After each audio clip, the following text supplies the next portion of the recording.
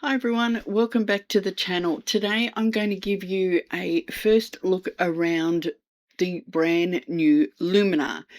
And yes, Luminar Neo is now becoming simply Luminar, whether you're using desktop or mobile or even the web version. It will just be now called Luminar, moving on. So that makes things a little bit easier. So I've quietly been sitting on this news for a little while, so it's really nice to be able to finally share it with you. It's not the full review just yet. I'm still working on an early version of the software, so there may be a few bugs and a couple of unfinished areas, but today I simply want to show you around the updated interface, explain what has changed, and try some of the improvements on a few real photographs. So let's jump in and have a look at the new Luminar. So the first big change you'll notice is that it is no longer Luminar Neo, it's simply Luminar, as I just said. So Skylum is decided to use just the one name, bring all of its desktop, mobile, and there's an upcoming web editor, and they're all going to be under the same banner. So from now on, you're going to start hearing people talking about Luminar Mobile or Luminar Desktop or Luminar Web Editor. So for the moment, I'm just going to do Luminar Desktop. But I guess the idea is to create a more unified experience across the different devices. So if you use mobile and you use a desktop version and perhaps even look at using the web editor, they'll all be sort of connected across the platform, but they'll all still be under the one banner. I don't have all the details yet about exactly how everything will connect, but simplifying the name does make sense. Now, the update is being called the summer release, or for those of us down under, the winter release. And there's a few things happening. So let's go and have a look. The first thing you'll notice is your editing space has disappeared a little bit. So you've got Luminar and you've got files and all your usual things in here, edit, image, etc. Then you've got, they actually call them breadcrumbs. So this is actually just letting you know where you are. So every time I change an image, I will know which image, which folder, etc., subfolders, so forth. So that's one thing there. You also have all of your folders and photos and catalogs and everything over here. So that's just hidden away. So when you don't need it, because you're working on a particular image, the focus is on the photo, not on everything else around it, which is really good. You can just use this little slider, pull it in, pull it out, everything's there. All your learning help, tutorials, etc. are all down here in this corner. So that's all handy to have them all in one go. Now, you can have your current open folder set two different ways. So there is this grid pattern, but then you can also go back to your film strip as you are used to. And then, of course, you can create virtual copies, you can revert it or save a preset once you've edited it. So that's all there. Now, what else has changed? All your camera info is there and there's an export button. The whole idea with everything that they've moved is that everything's only like one click away, and I love that. You don't have to go searching for stuff. Before, you had up here your presets, your tools, your edits, everything was all separate, even your extras, it was all separate, but now it's all in one single lot of tabs. So you've got your photo open and you can go and you can play with your presets, which are much quicker, and it'll give you various different presets that you can go play with. You can click on that and open all of them and have a play with those. While you've still got the same image open, you can go into your tools and you've got all your different tools that you would expect there. Your edits is all here as well. So this is everything that you've already done to this image. Your extras. So if you want to go into gen erase, gen swap, upscale, HDR merge, focus stacking, panorama, it is all there. You don't have to jump in and out, in and out. It's all there. So while you've got that image there, you can go in and you can edit. And that does make a huge difference. So importing your images is just as quick and just as easy. You just go to add photo, you can add a folder, or you can add an image. It will put it in here. Yeah, so you just click on the folder that you want to add or the image that you want to add, and it's there. You can then start with presets. Let's just go find a photo to work on to start with. Let's go to this one. So I'm going to click on that.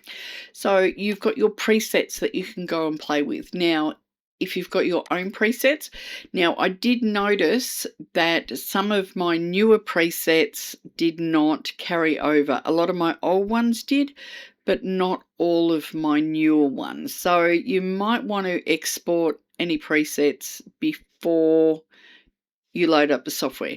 So that's just a little bit of a heads up. I did find that a lot of mine disappeared, but that's okay. That's fine. There's nothing that I really need just at the moment. So you can go in and play with your own presets. If you've got any purchase ones, they will be here. You can then come in and play around with what's here. So there's portrait stuff, there's monochrome portraits, easy portraits, all sorts of things in here that you can play with. So these are much quicker than they used to be. That one's not bad. And of course you can have the intensity of it. I love how it's picking up some of the colors in this fabulous coat. From there, without changing anything, you can jump straight into tools. So all the usual ones that you would expect. You have got all your develop ones, all your landscape ones, all your creative ones, and of course all your portrait ones are down here as well. So you've got studio light, so you can go and place light. Now you can place multiple lights. So if I click on that, it will show me where it is, and I can move that around, make it as bright as I want, change the depths of it, things like that. I can add a second light, and I can play around with all of those. Of course, if I don't want that, I can just reset that tool and get rid of it. Bokeh is another one. This was updated in the last version. This is fabulous. You can, let me just zoom in a little bit. So I've only got just a backdrop in the distance, but I can, normally when you put bokeh and a blur on things like this, the first thing that would disappear would be the hair. And you can see from here, if I go before and after, I'm losing the detail in the hair, but not with this new one. So I can bring that right down, and you can see that I've got virtually no flyaways there. But I can bring it up so that I have complete control over where my blur ends and finishes. So that was an update they did in the last one. Now let's go into face. I can relight the face. You don't have to use the studio lights. You can relight it a little bit. Of course, you've got all your masking and everything there. You've got slim face, which I don't want to do. I don't usually use that. Eyes, this is another really great one. If I go in and it's popped those eyes in. Now, sometimes it's a little strong, so I do like to pull it back. And the iris flare is another really good one as well. So that's great. You can whiten your eyes, eye removal, dark circle removal. You can improve your eye enhancer, eyebrows, etc. If you go into skin, they've got skin smoothing, and it's up to you how far you want to take it. There's also body smoothing in the same location, so that's always a good one. This shine removal, this has been around for a little while now, but I love this shine removal. So if I'll take this up here, so that's almost gotten rid of all of it, probably a little too much. I'll take it all the way, just so you can see the difference. So this is without. and this is with. So it is fabulous. But I don't want to remove all the shine off her face. I still want to keep a little bit of shine for highlights. Now, blemish removal. This is fabulous. There's only a few, but take that all the way through. Bam. Everything is gone. Fabulous. You can still, of course, if you need to come in and delete something, remove something, you can do that. So you've got body adjustments, which I generally don't tend to use. So this is before and this is after. So fabulous difference already. If you come in to any of the creative stuff, you've got the light depth, so you can move. You can move your lights around a little bit. That's really good for landscapes and things like that. Color transfer, magic light wand, so you can play with that. That's really cool for like candles and things like that. Dramatic is another one which is really cool. I love using the dramatic. Look at that. It's just like, woohoo. Local contrast. Mood. So this is where your lookup tables are. So there's some fabulous lookup tables, creative ones. There is portrait retoning and things like that. So you will find that absolutely fabulous. Look at those. And of course you can change out the intensity. So if you want that particular lookup table to be really intense, you can.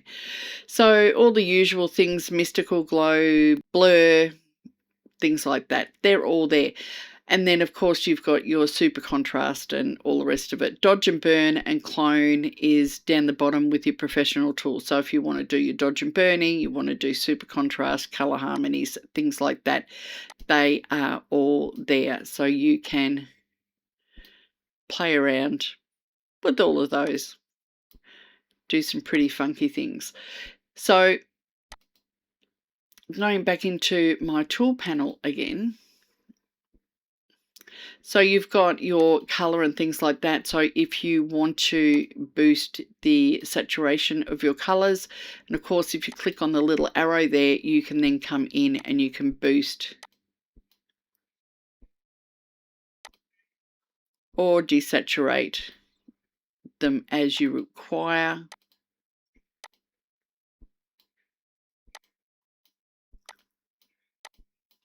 So that's just playing around. So that is the after and that is the before.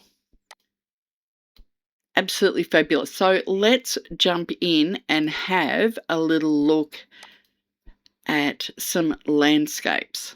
So remembering, of course, you just have to jump in and out from there. So I'm just going to grab an image. Let's go with this one. And I'm going to go and have a look at Enhance AI. There is a more substantially improved version of this Enhance AI coming later in the year, and it's part of the larger paid upgrade that is coming in the autumn or spring if you're down under. So this version has been designed to produce more natural results even when the slider is pushed to 100%. I would probably still bring it a little back. So let's have a little look before and after. So it has definitely improved the image. You can come in and go into the sky enhancer, which depends on what you want. If you want to, you've still got your sky replacement tools and things like that down there. You have, like I said, you've got your enhance there. You have got noiseless, so if you got any grain or things like that that you need to fix up in your images,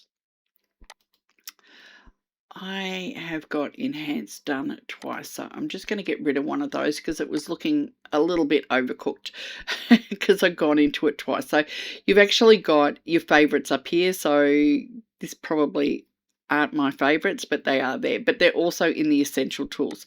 So if you go into develop, you've got auto adjust, so you can try that and it can play around with it.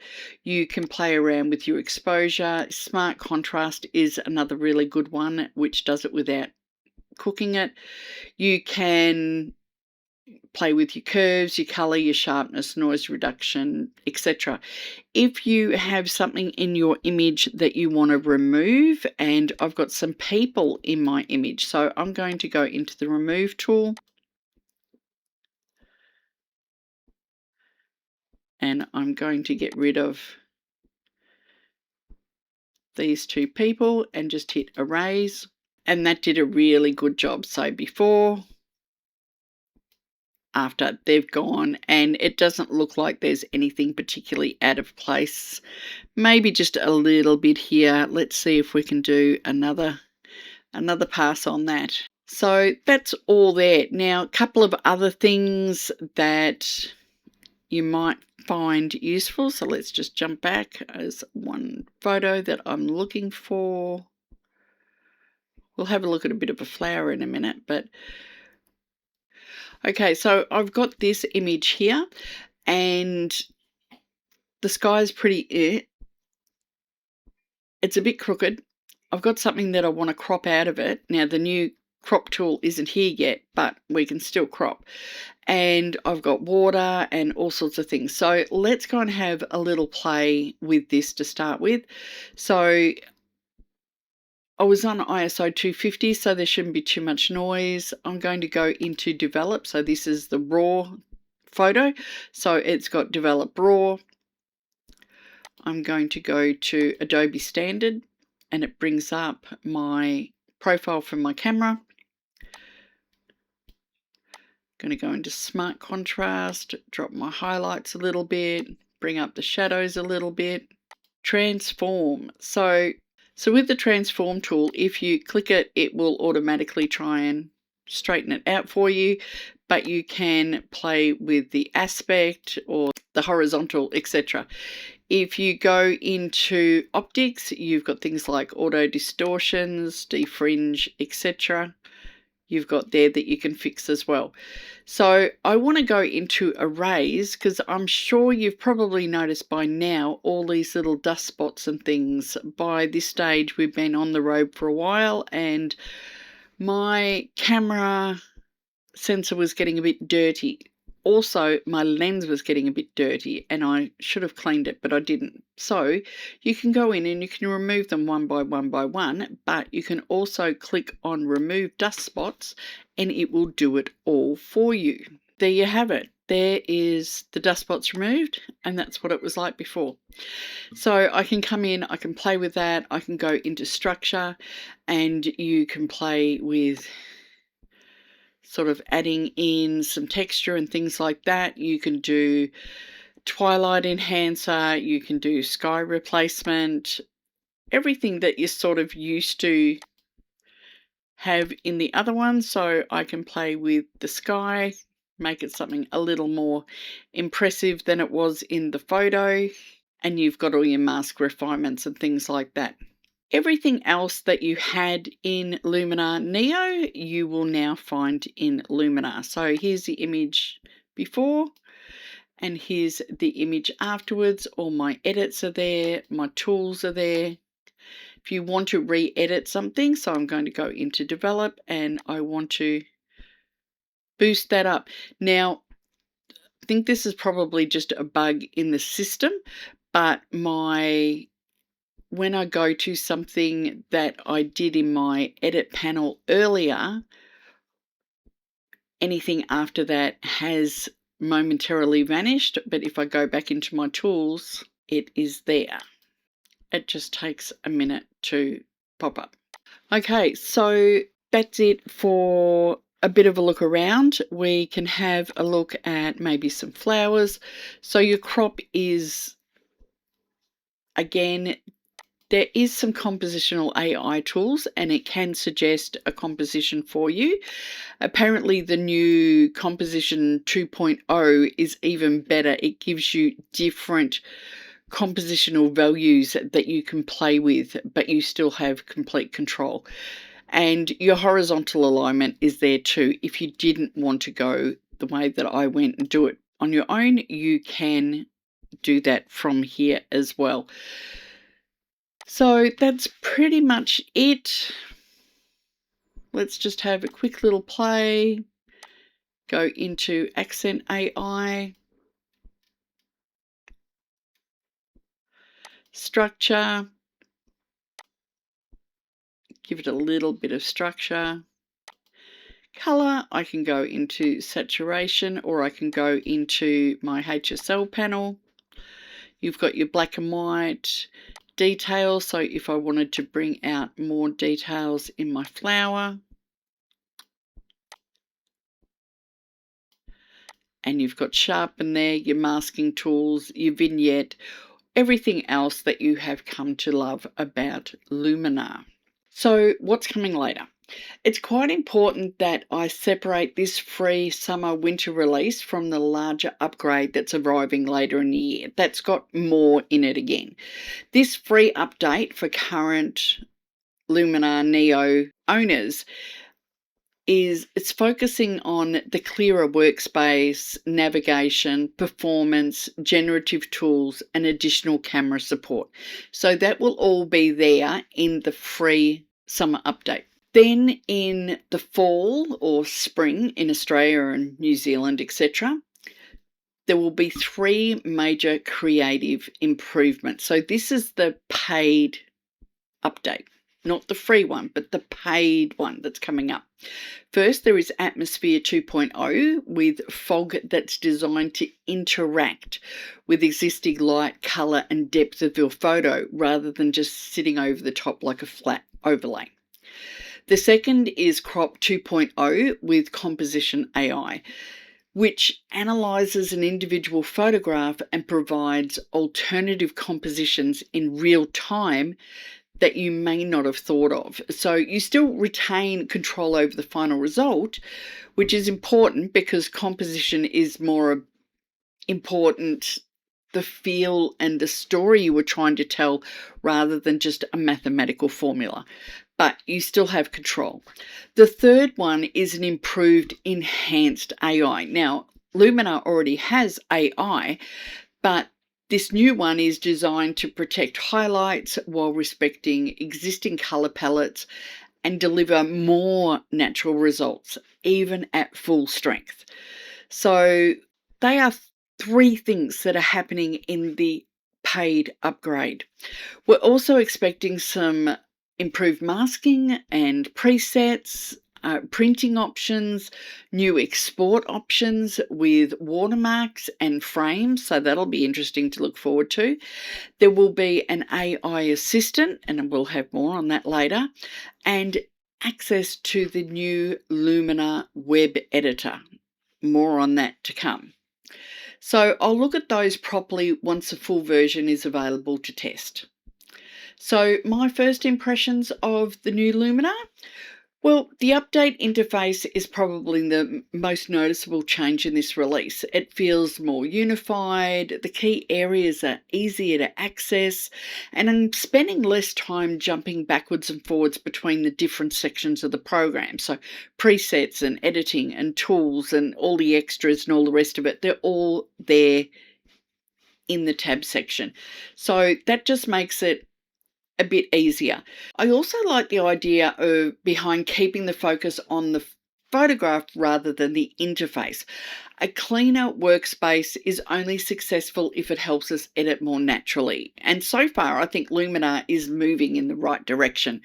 So the performance improvements are not necessarily big glamorous items, but faster preset previews, more efficient masking, quicker exports, and generally easier workflow can make a really big difference during your everyday editing.